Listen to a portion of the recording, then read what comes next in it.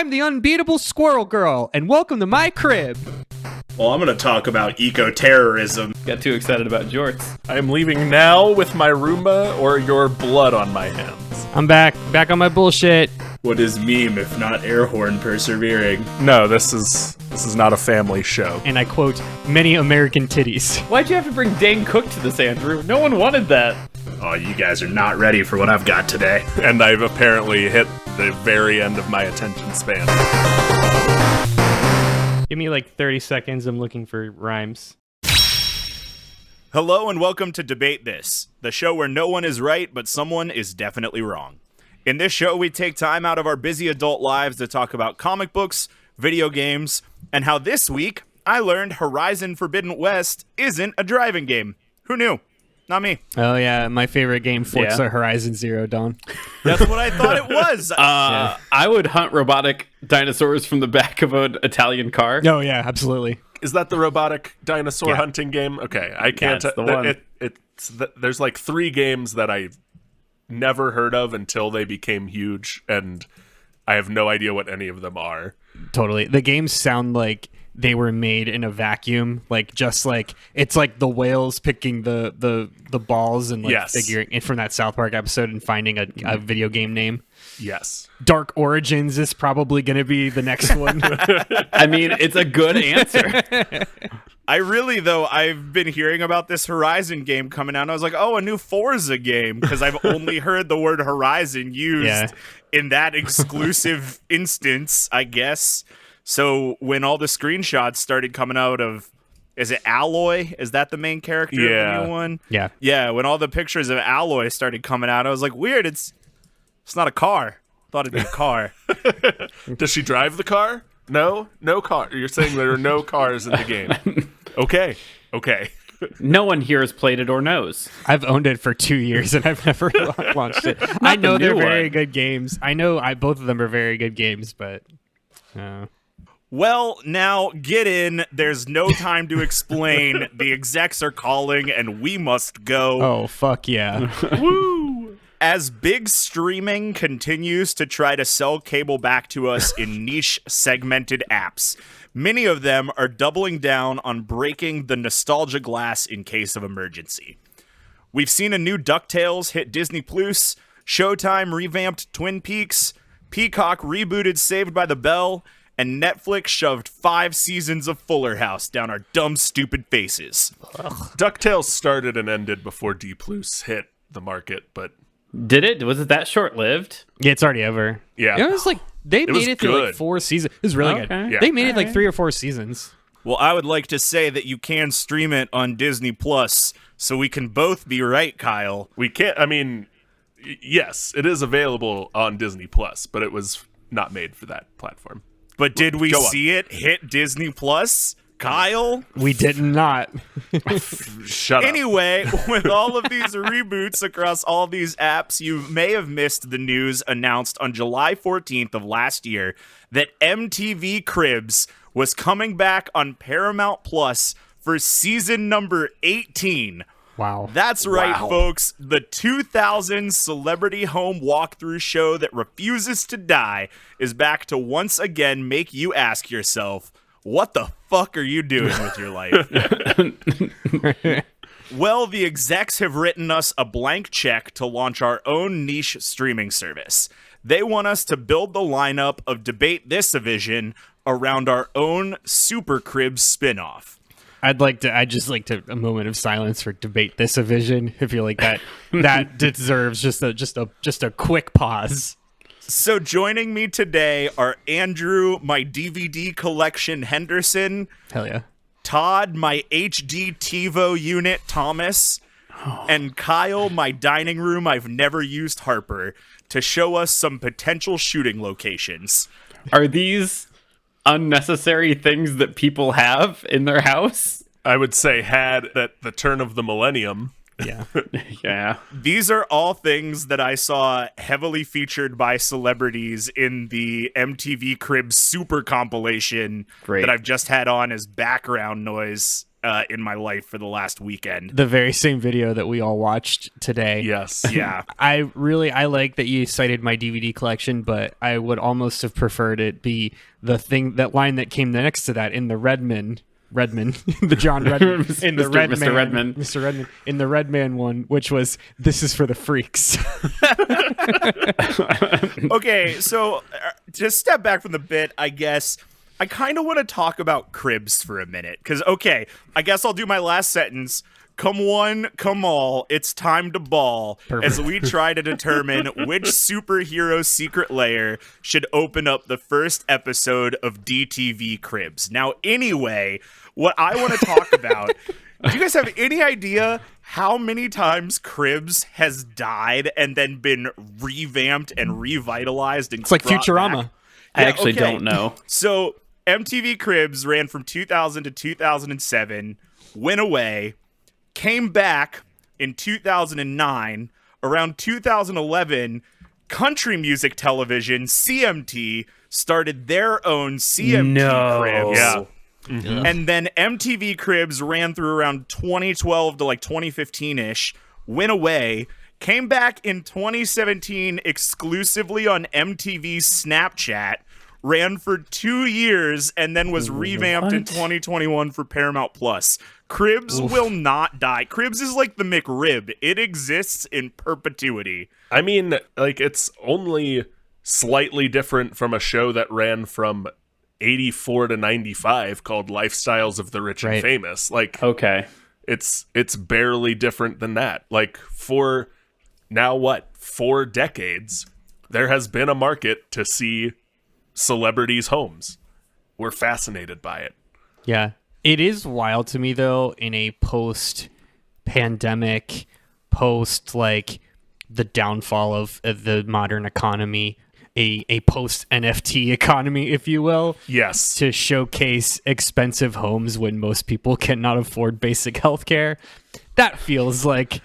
Just a wild move, but there's a market for it, I suppose. Yeah, it's gonna be weird to see like Reese Witherspoon's crypto mining rig on the new MTV Cribs. But that feels so bad. This episode is gonna be called Reese Witherspoon's crypto mining rig, so that's neat. Anyway, the crew is coming up the drive, and we're ready to shoot your intro. We're going to need the specs of your superhero secret lair for our opening graphic. If you could give us that info and tell us what we're seeing from the outside and what we'll see in the foyer when we first open up that big, beautiful door, that would be great. Also, you're contractually obligated to say, state your name, and welcome to my crib. So I'm going to need a clean cut of that from each of you as well. Got it. I'll start since I already spoke. So I too watched the mega compilation today of Cribs, and just to kind of get in the vibe. And the one thing that really sat with me more than anything else is just like, despite the fact that I was watching celebrities' houses, there was this like weird level of zen. It's kind of the level of zen that you get when you watch HGTV. I think it hits on that same, like it checks that same box. And when you yell at the guy that just that always found him or always imagined himself in a Craftsman, and you're like, you don't know what a fucking Craftsman is, you idiot. It's that kind of zen, But like when I watching Snoop Dogg go through each individual item of his refrigerator and show the camera his snacks was just a really good couple of minutes. So I wanted to capture that essence in my answer today. Full disclosure, there are no song lyrics. I am not leading up to a dumb joke. Don't let your guard down. This is just for fun. Okay. Stay alert, everyone. So the camera fades in on a massive tree in a secluded forest. The sounds of birds singing and brooks babbling fill the boom mic as this long rope ladder descends from above. The camera pans up to a figure leaning out of an open window shouting, "I'm the unbeatable squirrel girl, and welcome to my crib."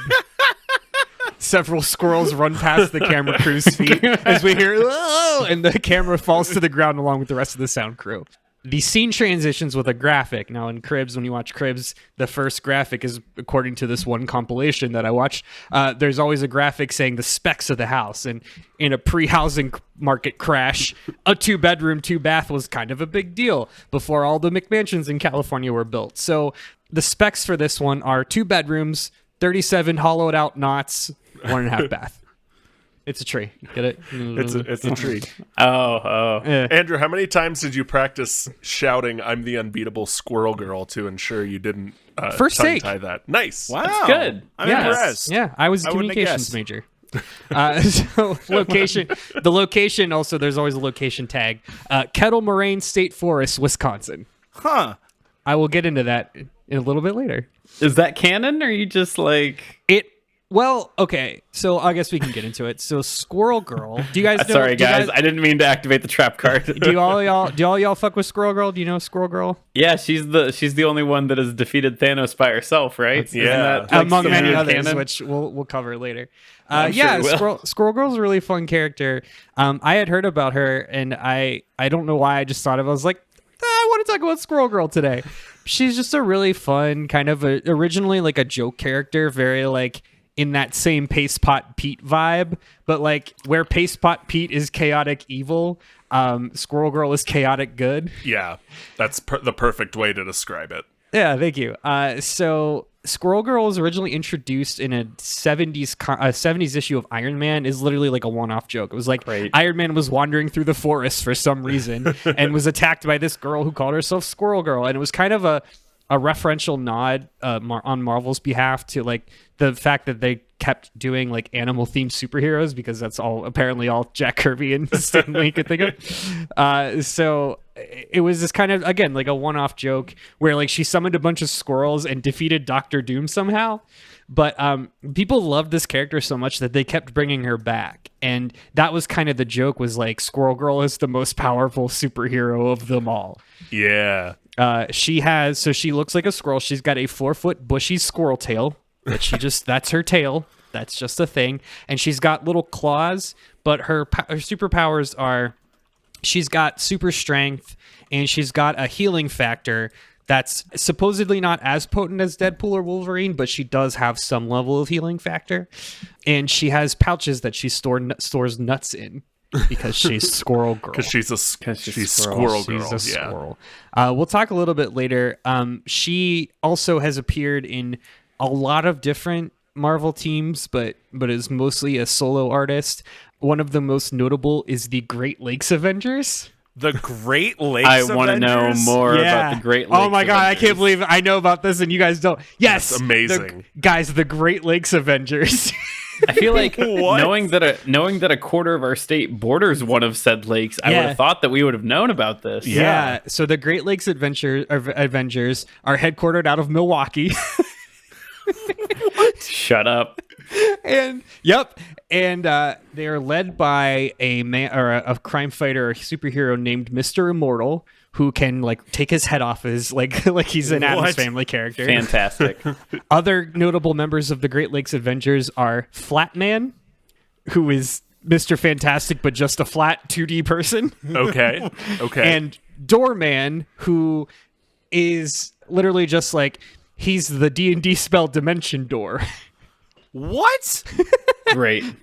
Okay. Yep. They've also had a couple other passersby. Those are the big ones. There's another character called Big Bertha. You can assume what Big Bertha is. And a deceased member called Dinah Soar. Wow. Yeah. The Great Lakes Avengers. Fuck. This is the strangest thing I've ever seen. Much like Squirrel Girl, the Great Lakes Avengers were kind of created as a joke. So Marvel's Mystery Men, if you will. We've digressed a little bit. Let me cap off on this episode of DTV's Cribs. So we climb up the long rope ladder, and we were warmly welcomed by one Doreen Green, a.k.a. Squirrel Girl. She is a 20-something woman with short chestnut brown hair and stands at about 5'5", 5'6". Also, she has a 4-foot squirrel tail. Because she's a squirrel. The doorway we see Doreen standing in is the front-facing facade of a connected network of tree houses built into a grove of trees in the middle of this Wisconsin state forest. The building in front is the largest and is linked to 3 more buildings behind that are all connected by these enclosed wooden walkways. It's kind of a foresty treehouse paradise, if you will. Wow. A forest of solitude, if you will. A forest of solitude. Wow, that was very good, Kyle. Thanks for feeding that to me. I'm going to use that later. That's very good. Yeah. Well, Squirrel Girl's place sounds like the dream of any Airbnb owner. Todd, what have you brought to pitch for DTV's Cribs? So DTV's Cribs, the opening episode, starts with a close-up looking at the back of a bald man's head, as we hear him say, "Your potential is limited only by your personal commitment to explore it." The camera starts to pan backwards to reveal this massive courtyard, and we see in this courtyard this old building. It's castle-like in appearance, with at least 3 floors. You can't tell. There's no way to tell. There's so many floors. They cast a shadow into this open field that surrounds it.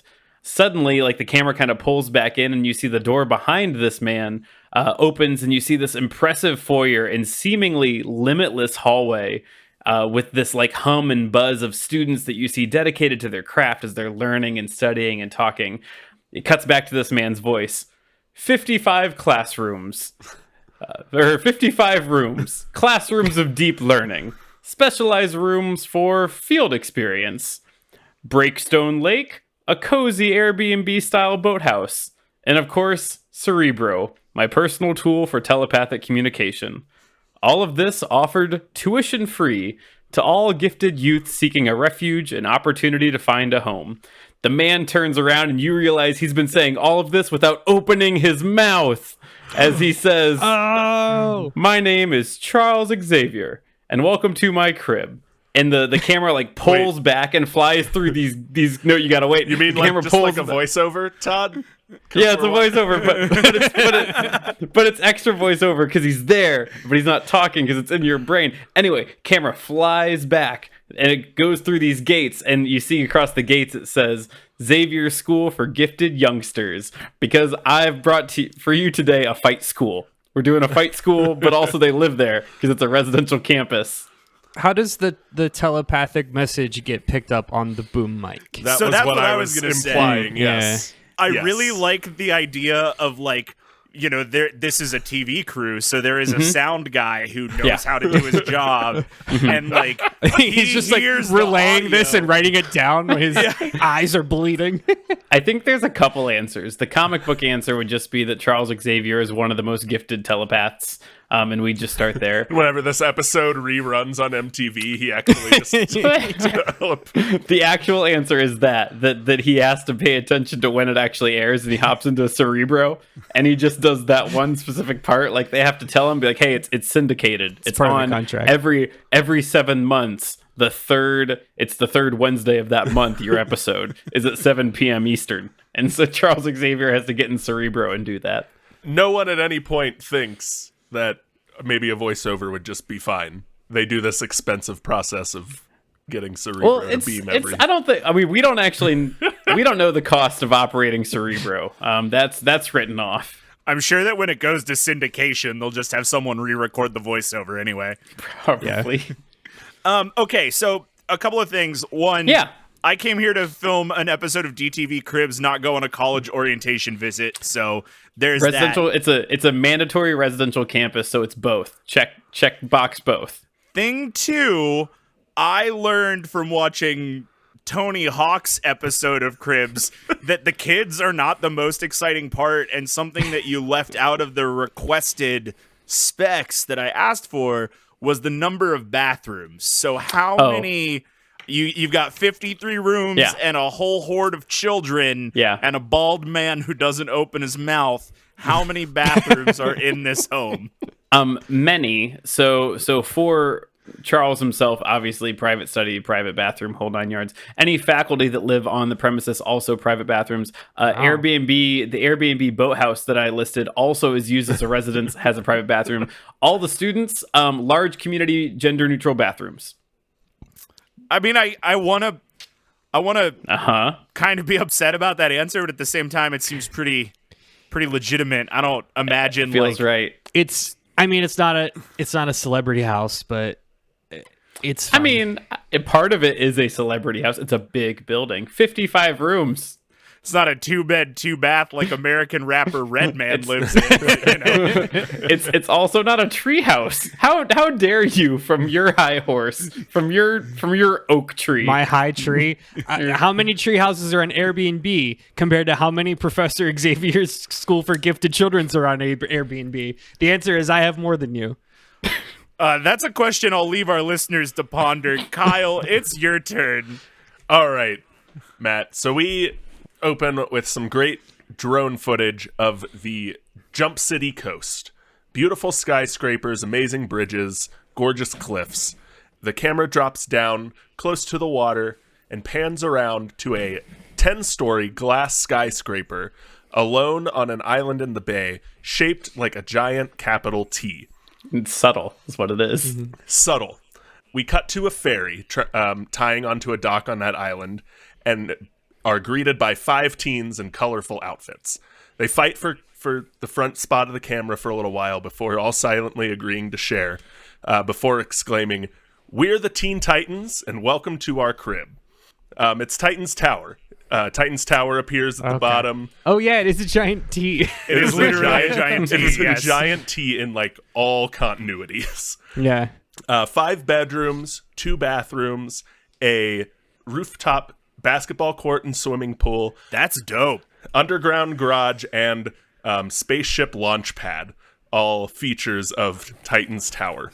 So that the Teen Titans all lead you up to the base of the T, where you go through a door into a room with only an elevator. Giddy with excitement, they lead you inside the elevator and hit the only visible button, and you take a short trip up, and the doors open to a massive floor with a wall-sized window trained on the Jump City coast. So that drone shot is their living room view. In front of that window is a massive 12-person couch built down into the floor.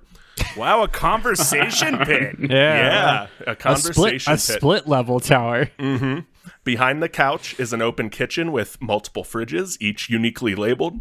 Cyborg, one of the Titans, then directs your attention back to the window, and you see the window go dark, and it is filled instead with a giant screen. And he cycles through a bunch of different, like, options. There's computer, there's, like, security footage, before he settles on the game station menu and jumps down into the conversation pit and starts playing his game station. Dang. All right, well, that's rad. Couple questions for you, Kyle. Yes. So you said it's a giant tower that's shaped like a T. Yes. I, for one, watched the Teen Titans cartoon, but for our listeners who may not have, can you clarify if that's like a standing T or just a T like on the ground? It is 10 stories tall. The top stories are the arms of the T. It is a standing in the 10-story tall T. Architecturally sound. Architecturally sound. You can stand on the coast that this island is in and tell that it is a T. You don't need to, like, fly above it to see it laying down. It is a not subtle T. Okay, great. So follow-up question to that. You said that the elevator only has one button. Does that mean that everything in the central structure of the T is just nothing? And that it's just, like, this is a loft that someone built on top of an I-beam. Effectively, you've brought the second treehouse to this competition if there's nothing in that central beam. What I am led to believe is that the main operating floor and all the bedrooms are up in the T. So we go straight up to the T, and this open kitchen living room is the center piece of it, and then bedrooms and bathrooms are off to the side. We do know there is a basement and a garage and, like, a villain trophy room, so to speak, also in the tower that I assume are on other levels. But once we get outside of the top of the T, things get a little cartoony and shapey-wapey, and not everything is always in the same place. I would like to go on record as saying I do not like shapey weight. Yeah, I want that to be a thing that starts and ends in this moment in 2022. Think we can agree on that. It's the space half of timey-wimey. I think you can I know just say I know spacey. You say spacey No. wacy. That's Different. better. I know exactly what it is. I just don't like it. I'm not going to stop saying it. If you don't like it, that's your problem. I'm going to keep saying it. That sounds like a justified excuse for very different things. Yeah. Way more offensive and worse things. Okay, well, before this spirals too far out of control, Thank you. I've gotten the overview of all of your homes, and I'm interested in the inside. But of course, everyone knows what MTV Cribs is really about, and we need DTV Cribs to read just like MTV Cribs. So to make this feel as authentic as possible, we're going to need you to pull all of your vehicles out onto the driveway. Tell us about your sick whips and which one of these is your daily driver. Andrew Squirrel Girl, we'll start with you. Well, Matt, I'm unfortunately don't have the luxury of pulling from tons and tons of visual media. These other two guys are just literally regurgitating. But my answer also is not great, but I think it's honest. And in my opinion, I don't think Squirrel Girl is the kind of person to have a bunch of cars. I think Squirrel Girl is very environmentally conscious and tries to use public transportation whenever she can. Despite the fact that she lives in a treehouse of dreams, I think she is also, so canonically Squirrel Girl is in college, and as of she finally got her own like 4-issue standalone comic in like 2015. So if you date that, I think Squirrel Girl is like probably like late 20s, early 30s. And I think like because she uses public transportation, she probably is still driving the 2014 Prius her dad got her during freshman year of college. What stickers are on the back of that Prius? A faded coexist sticker. Is it possible that she is one of those people that bikes everywhere, even if it's not feasible? I think she has distance? a Prius for groceries. Okay, as that's pretty much it. Or in this case, for nuts. No, because I want to be clear. All right, Squirrel Matt, Girl can I canonically replenishes her energy by eating the nuts in her nut pouches. That is. I also don't like legit. Nut pouches. No, I super don't like nut pouches. Well, I could have said nut sacks, so that's not And you better. didn't, but still, then you did. and here we are, having heard both now. Well, I said it. It doesn't mean you have to like it. I don't like this attitude. Matt, can I go? Yeah, please. I'm going to offer some visual aids for what I'm about to say here into our Pass. notes document. Does it I have would like anything to to pass. do with nut pouches? No, it I doesn't. would not like visual aids of nut pouches, please. Just going to drop these in here. For listeners at home, if you are a member of our Patreon at the tier where you can access our notes, you are getting just a blast of 90s nostalgia. Okay, these are good. Here's the deal, Matt. So the driveway vehicles are actually the least impressive because it's frankly only vehicles that Wolverine has ridden. I will present to you the Wolverine Mutant Cycle, which is a motorcycle with what I can assume are Wolverine claws on the front of it. Because, like, of course. I love that there's one on the wheel. Yeah, it's not. It doesn't. The angle of these claws certainly does not make sense. they're not aligned. They're like Yeah. No. aiming in different directions. bad. It's amazing. That's really funny. The other one is the Wolverine Jeep, which is labeled as the Ultimate X-Men Battle Machine, which has a gun that again shoots claws? Question mark. Why? I don't know, because like this is definitely in the OG Secret Wars. We're selling toys first. That's what you get. Anyway, Matt, so these are the things that you see on the front, but like that's not the special part. So if we go out back, you will see that our regulation size basketball court actually opens up to reveal a military grade jet hangar. And of that jet hangar, I will reveal to you the Blackbird, our X-Jet. This is actually, you would know this probably because it's the only character that's been in more X-Men movies than Hugh Jackman. I'm pretty sure the Blackbird's been in every single movie. It offers these luxuries that we have had it customized. That is alien technology for AI and automatic controls, hyperspeed, outer space travel, and invisibility are just a few of the customizations we've put into our daily whip, as the kids say.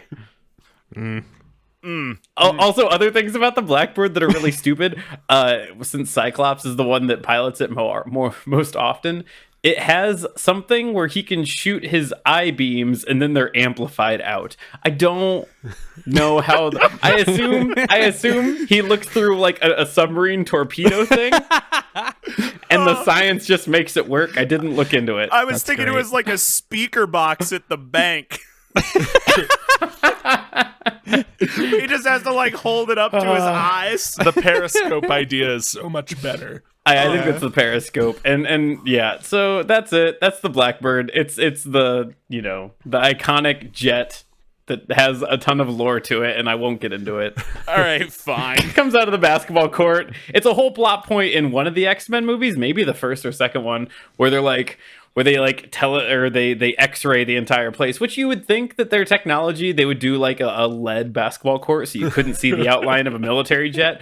But like the Pentagon is like, why are you investigating that school? And they're like, why does that school need a military jet? And then they're like, let's get them. And that's a whole part of the plot. So cool, man. Yeah. Blackbird. All right. Well, thanks for pulling your jumbo jet out onto the driveway for us. Much appreciated. It does, in Todd's defense, that feels like a very X-Men move. It does. It feels like an incredibly X-Men move. Yeah. A very X-Men does cribs. Like, this old thing? This jet? Huh. Bring a jet to a Jeep fight.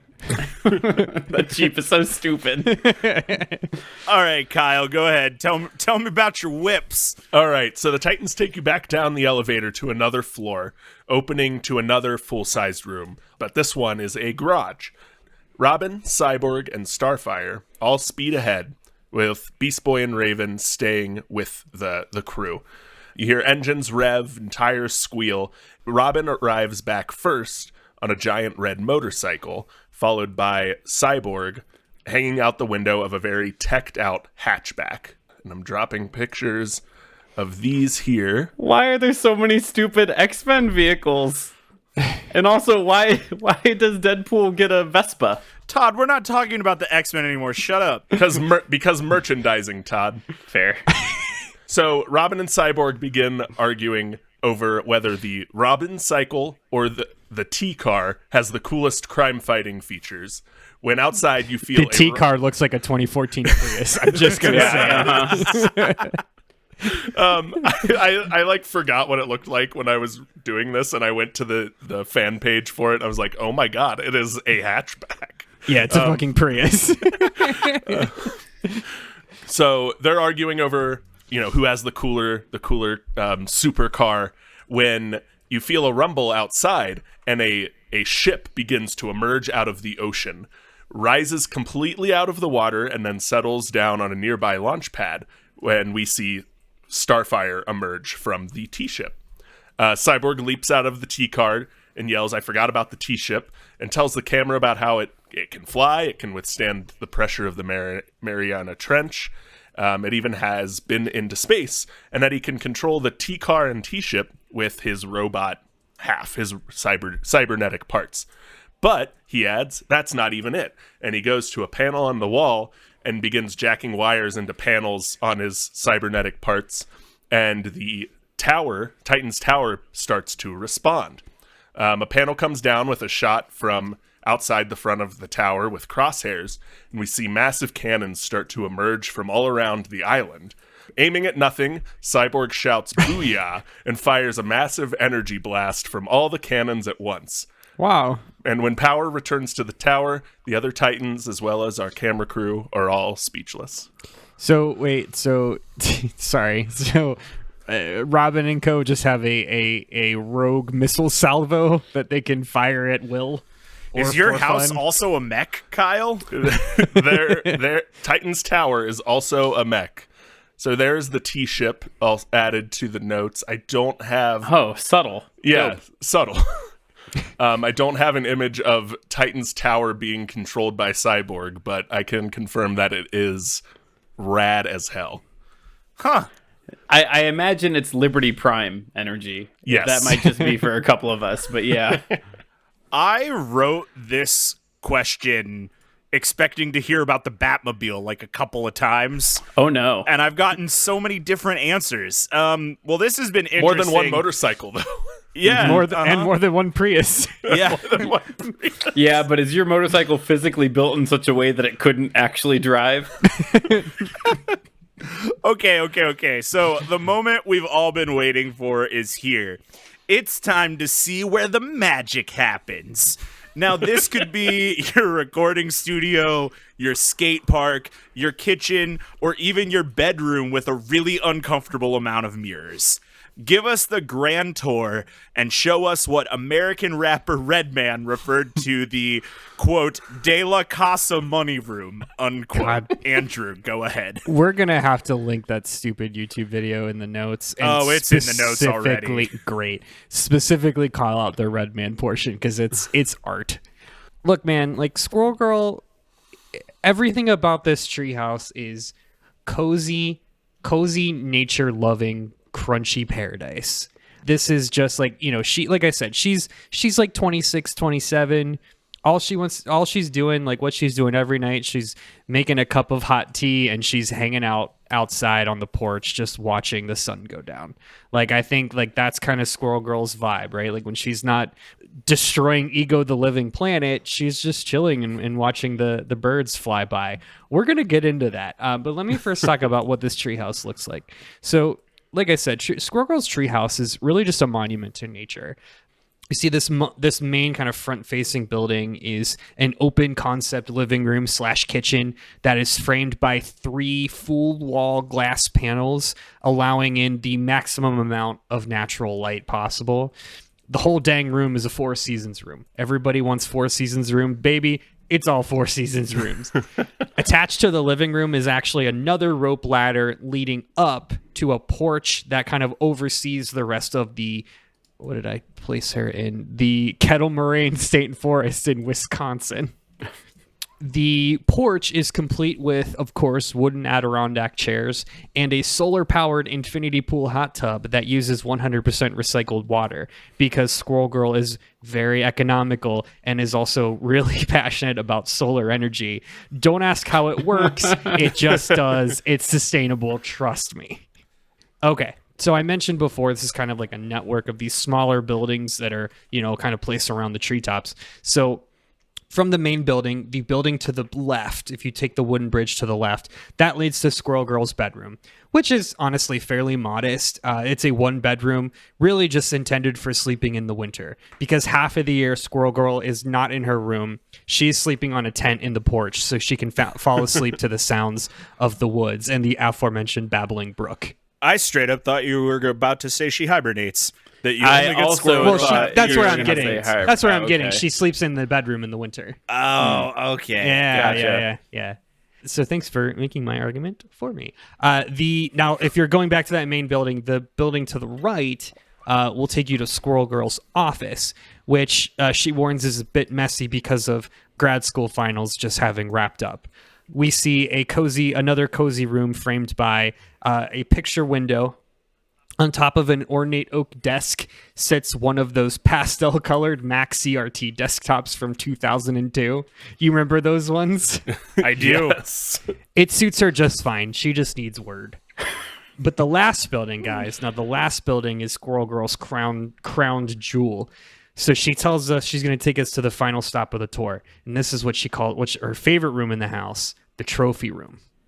So the camera pans around as we see what seems like an odd collection of assorted Marvel memorabilia. Like it's like kind of a weird museum. We see first this torn yellow and black mask that has the placard Wolverine under it. Okay. Then we see a large like green scale, like a dragon scale, sitting next to a bright red jewel. They are labeled Fin Fang Foom and MODOK, respectively. You love Fin Fang Foom. I love You bring Fin up Fang Fin Foom. Fang Foom a lot, yeah. He's the big dumb green dragon. Big space dragon. Yeah, the big space dragon. And MODOK, who is the big floating head with little chunky stubbly arms. arms. Yeah. Little stubbly arms. We then see one of Deadpool's katanas and the iconic mask of Doctor Doom, followed by 2 more equally shocking trinkets. an empty infinity gauntlet labeled, of course, Thanos, and an enormous purple helmet labeled Galactus. Why are all these trophies here, guys? Well, I'll tell you, Squirrel Girl actually tells us that this trophy room consists of small tokens she's collected over the years from all the bad guys she's beaten up. She beaten them up. Beaten up.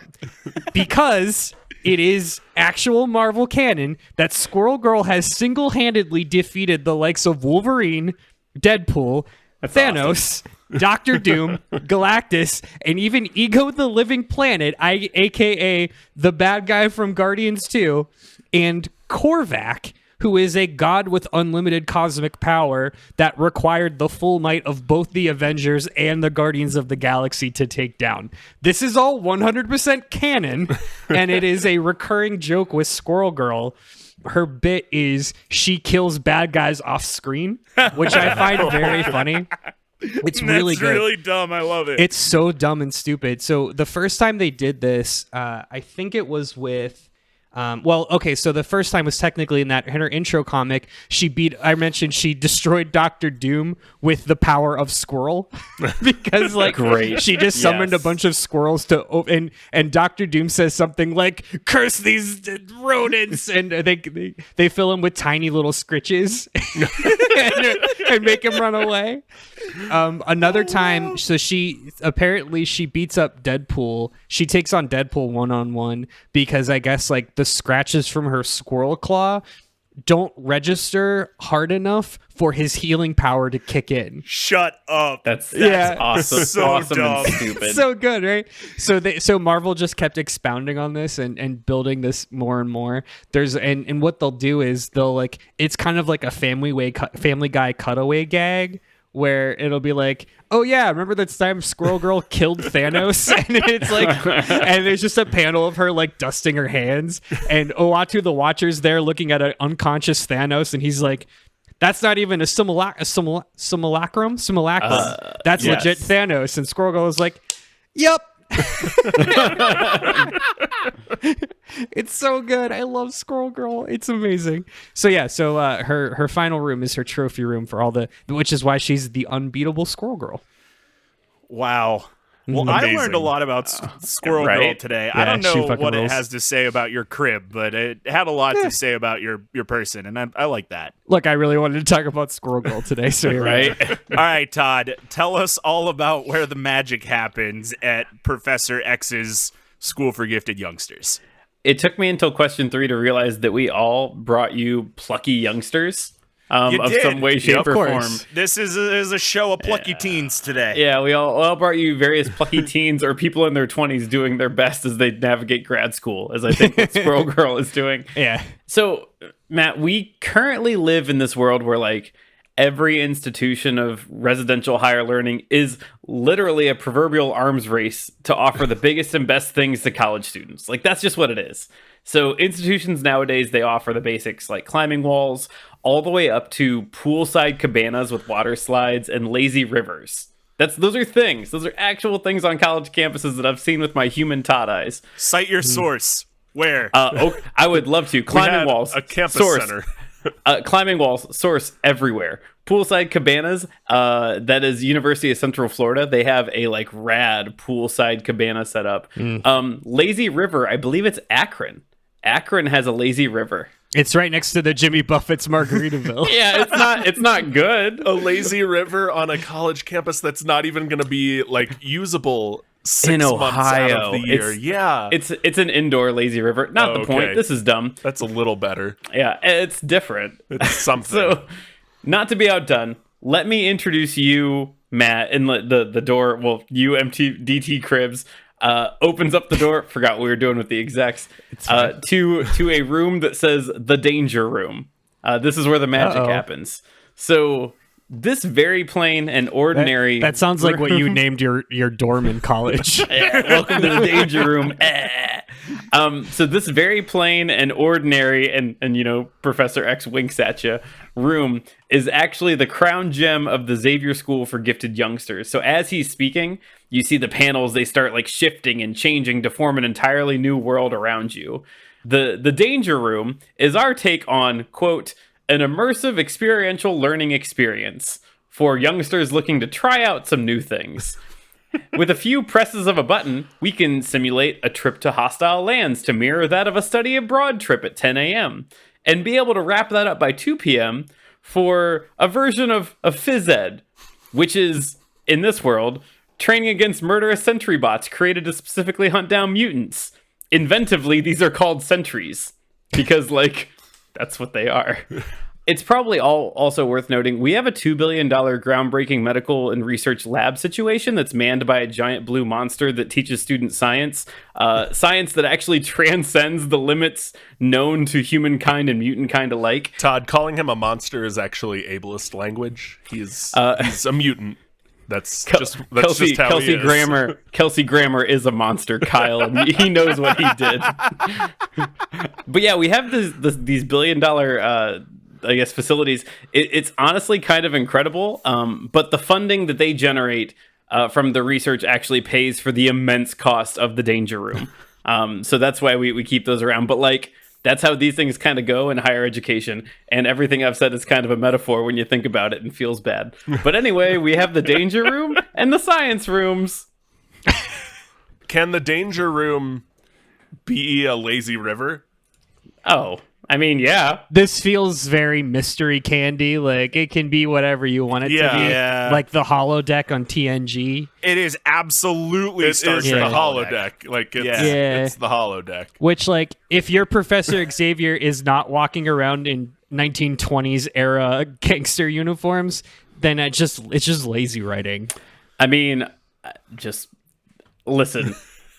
I can have the danger room look like Kent State's lazy river if that feels better to you, if that's what you're asking. Also, do you guys think it was a missed opportunity for Patrick Stewart in the 2001 X-Men to not reference the Star Trek TNG holodeck? Comic book movies weren't that self-aware in 2001. No. Yeah, that's true. If it were being created today, it probably would have. Yeah, absolutely. All right, well, I'm going to be honest with you. I don't really know what Todd is doing here today, but Kyle, I'm interested in your answer. His best. So we've seen the highlights of Titan's Tower. We've seen the op center. We've seen the garage, and we fired the cyborg cannon array.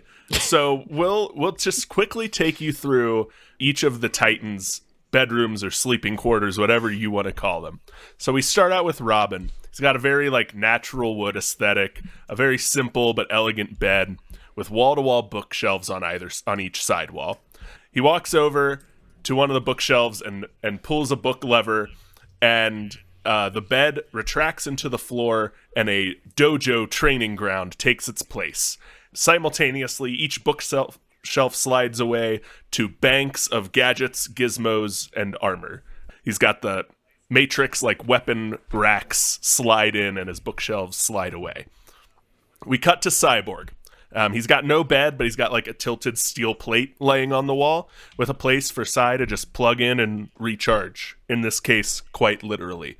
One side of the room has a impressive, in all caps, PC with Cyborg's signature blue color rippling across RGB panels.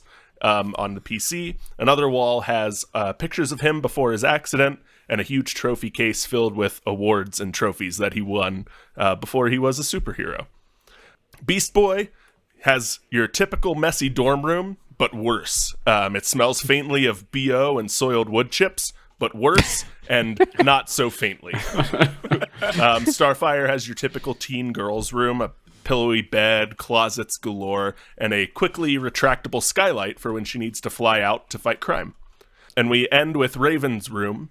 Lots of low lighting and candles that seemingly light themselves as you walk into the room. Cases displaying eerie artifacts and books that just put off a bad vibe. And that all bookmarks a bed in the center, weirdly in the center of the room. As we leave, the camera passes in front of an ornate full-length mirror, but there's no reflection. The camera lingers a little longer, and you see 4 red eyes appear before the focus shifts and the reflection of the camera comes into focus. Oh yeah, wasn't the joke that her bedroom is like a pocket dimension or something? Yeah, something like that. Her lore is that her dad is a literal demon from hell, and she had a connection, to hell or the hell dimension, however Gotcha. DC has it. Yeah. So what I heard was Andrew's giving you a 1-in-1 tree bedroom with trophies from fallen enemies. Yeah. And Kyle's you to tour the which is like a studio bedroom. You toured a studio, which is fine. It's cool. And Kyle's there are tons of tree houses on Airbnb. Those I know. Go very I'm quickly. aware. Yeah. And I know on Airbnb you can look up live in a castle in the woods, and I can also give you that. What Airbnb probably wouldn't give you is share a room with a devil, a demon of an extraplanar origin. But also my Airbnb experience means you can do science with a man who has thumbs on his feet. Hang out in the danger room with an old man. Hank McCoy will teach you how to do special science. You'll solve what's your least favorite disease? You can solve it with Hank McCoy. I 100% would not do an Airbnb experience called Do Special Science with Hank McCoy. See, I more see. I would. If the danger room ever went up on Airbnb, it would be used for like Westworld type stuff. Oh yeah, 15 minutes. It would and take weird sex stuff. Yeah, 15 minutes yeah. to get to the weird Westworld stuff. Yeah, you'd have to put a black light to the danger room.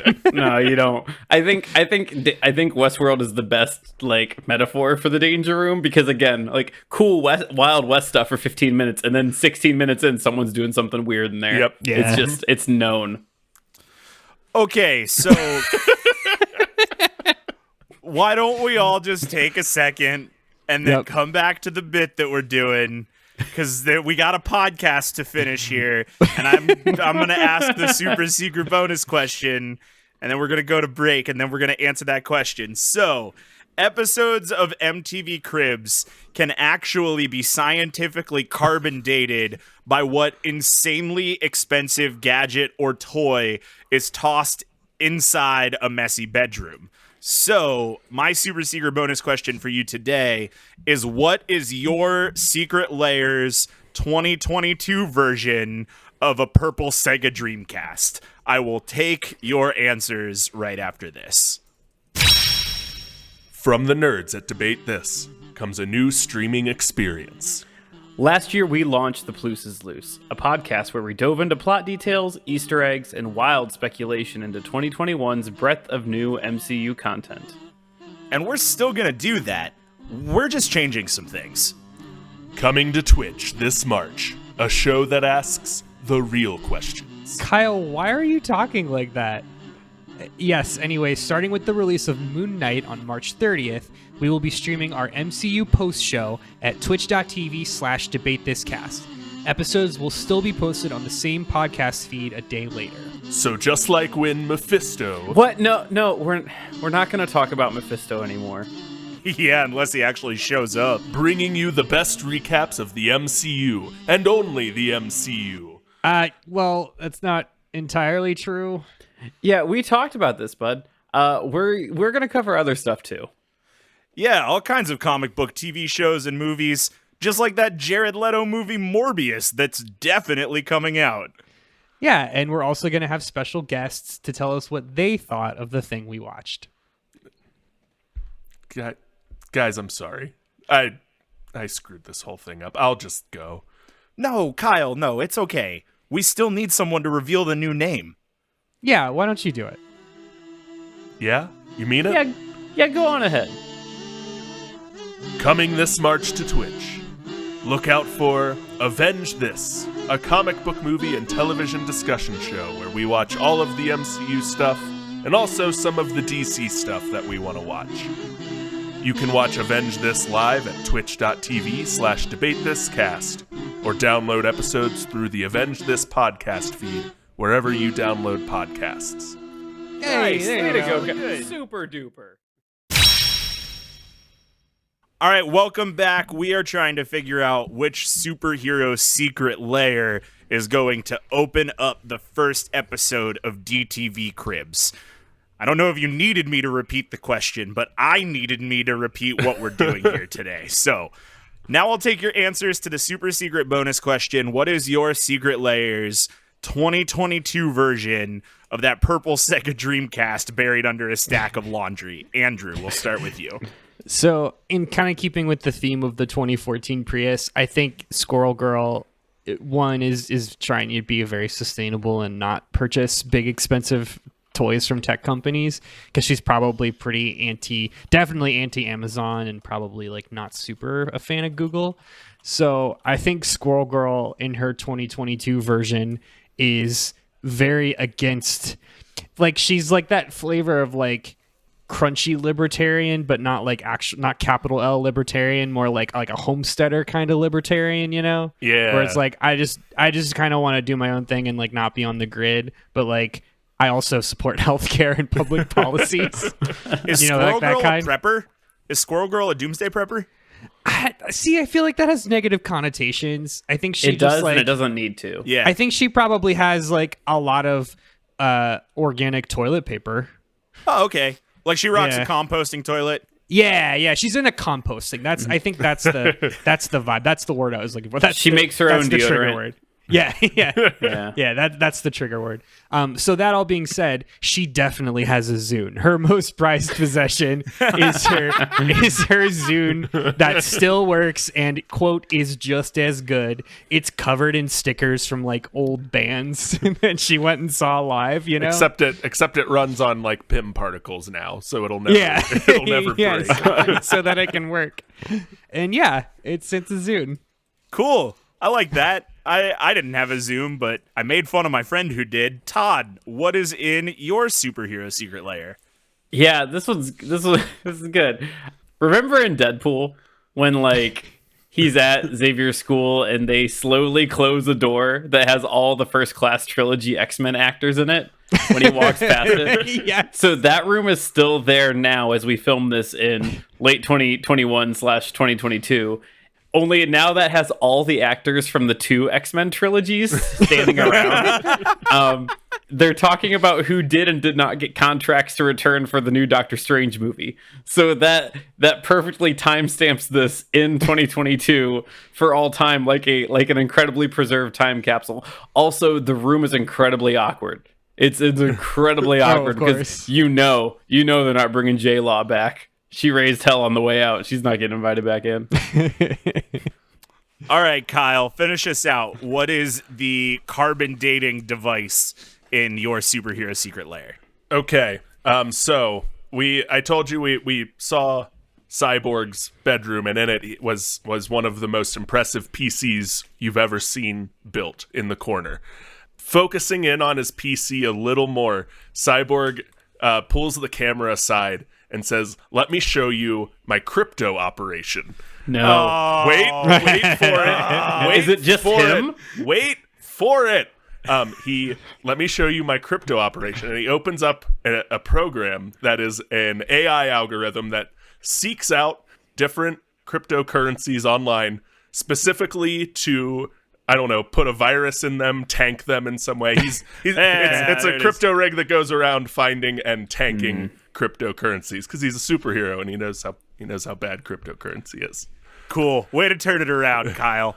Really, you were like 3 sentences away from Cyborg's selling NFTs. Really had us in the first half, not gonna lie. Like Beast Boy is morphing into different monkeys and Cyborg's taking photos of him as a monkey, and then they're selling them on the internet. And then Cyborg's deleting them. That's really good. They've got a different kind of bored ape in the Teen Titans tower. All right, that was okay. Good joke. Well done, everyone. Good jokes. Time to finish up here. Give me your closing statement. And I don't want our typical debate closing statement.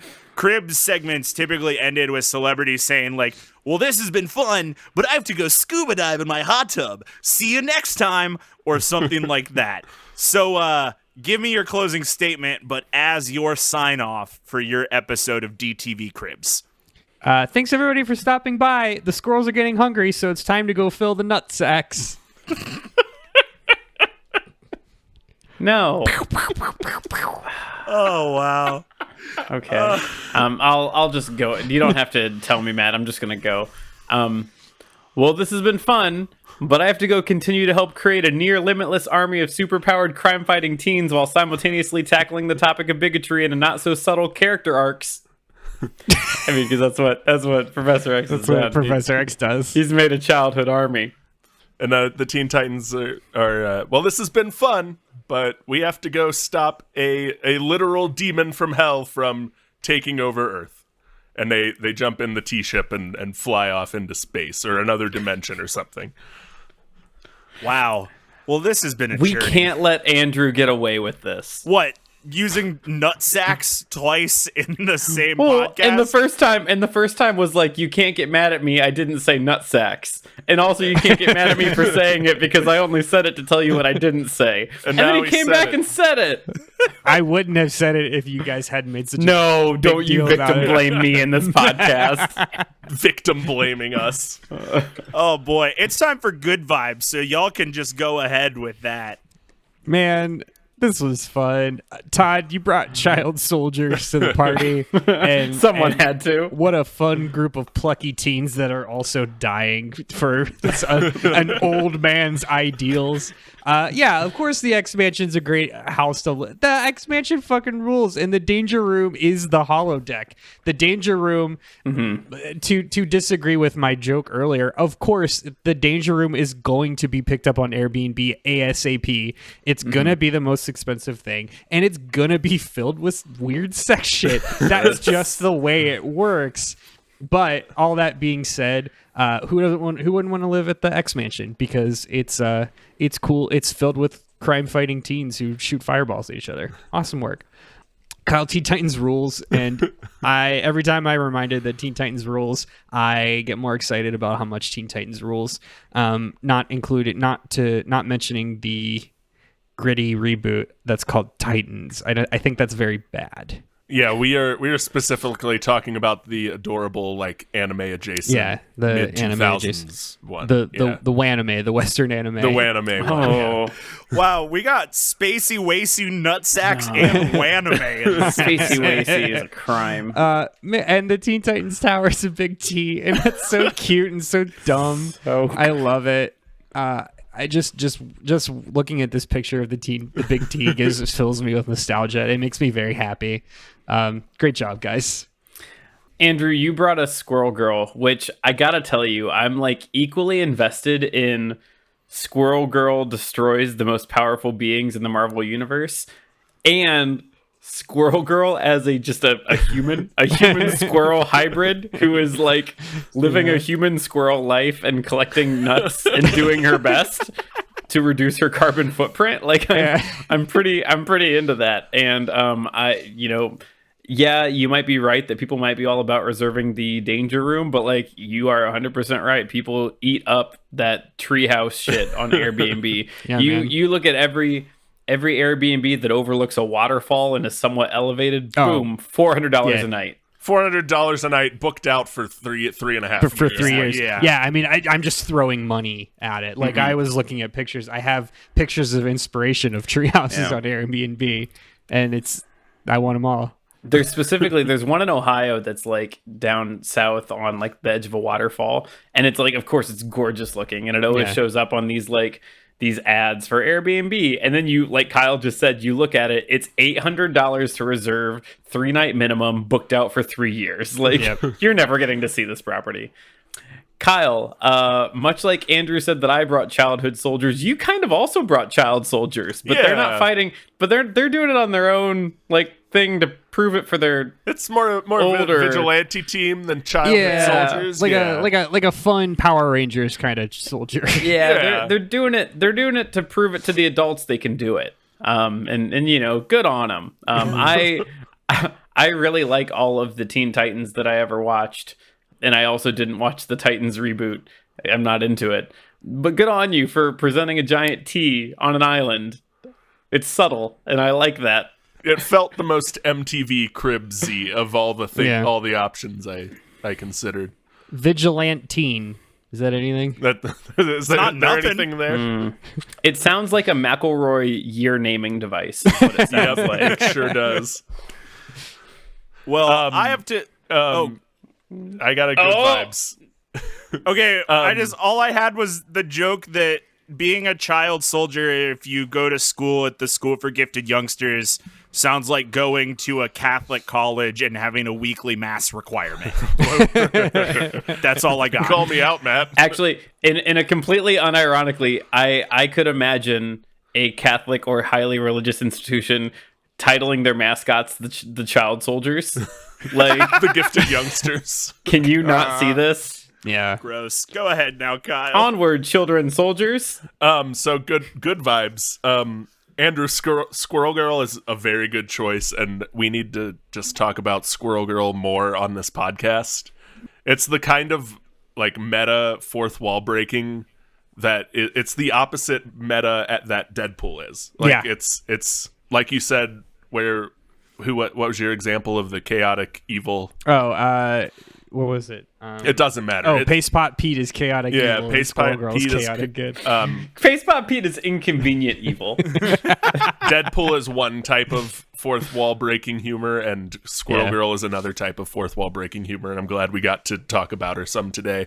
And Todd, you brought the Professor Xavier's School for Gifted Youngsters. Like, it's up there with the Batcave and the Fortress of Solitude as like OG awesome superhero lairs. Like, excellent. Great choice. No notes. Good job, guys. All right. Well, I have just gotten out of a steamy meeting with the execs over the content of Debate This Division. I don't like and they have passed down some decisions. Now, decision number 1 is we are absolutely shooting the first episode of DTV Cribs at Kyle's place. Without question, we're going to Teen Titans Mansion. Is it because it's Spacey Wacy? Is that why? It's because it's a big 10-story tall T, Todd. I mean, I get it. That's exactly what it is. It is a dream loft apartment in what is effectively a high-rise in Manhattan, like with beachfront property and a skyline view. The Bay Area, Matt. Whatever. Is Jump City the DC Bay Area? Yeah, it sure is. There you go. I don't know DC things, but it's beautiful. It's the perfect Cribs location. It's not often that the person with the rightest answer wins on Debate This, but today it happened. But Andrew and Todd, I do have good news for you. If you remember the beginning of this, Debate This Division wasn't just one show. We're rolling out a whole streaming service, and so we needed some extra content. And I have great news. Is my show going to Crackle? I don't want to go to Crackle. No, it's all coming to DTV. Okay, I want to make sure. It's just not necessarily going to be on Cribs. Todd, you are going to be featured in our new Queer Eye and Intervention crossover called Peer Eye for the Bald Guy, where Professor X's friends will help him get out of the house sometimes. And then Andrew, you're going to be on our new True Life Maid crossover, which we're actually just calling Life, where you tell us about your strange habits and a pretty person tries to help you conform. Perfect. So, with all of that said, thanks for listening. Do I have to conform or does Squirrel Girl conform? Andrew told us an hour ago he didn't bring any like song lyrics or rhymes, and that left Matt 60 minutes to just think. Yep. We locked the door and left the back one wide open. Yep. Yeah, pretty much. I came around on Peer Eye for the Bald Guy pretty quickly. The one I was stuck on was how do I get True Life and Maid into one thing. Anyway, we'll talk about that more in the after show. If you want to be part of that, you can join the Patreon over at patreon.com/debatethiscast. Go ahead, Todd. Tree Life. Tree Life. Anyway, I was going to do a Treehouse Masters thing. Jesus Christ, let me end the episode. Thanks for listening to Debate This. You can follow along with the arguments on Twitter, Facebook, and Instagram at Debate This Cast or on our website at debatethiscast.com. And, by the way, do you have a moment to talk about our Lord and Savior 5-star reviews? There's only one way for tiny, wimpy baby podcasts like us to grow up all big and strong, and it's with a big daily helping of 5-star reviews. You can leave them in your preferred podcast listening app, or if you don't have one of those, consider Apple Podcasts. If your reviews contain 4 stars or less, please consult your doctor. Until next time, I'm Matt Cole. I'm Andrew, T House of Horror, Volume 31, Henderson. I'm Todd, Kelsey Grammer's weird, sexy danger room, Thomas. And I'm Kyle, Azarath, Metreon, Zinth. Oh my god, Beast Boy, do your dishes, Harper. And we're saying thanks for debating with us. And if you think we're wrong, you can come fight us behind the swing sets, nerds.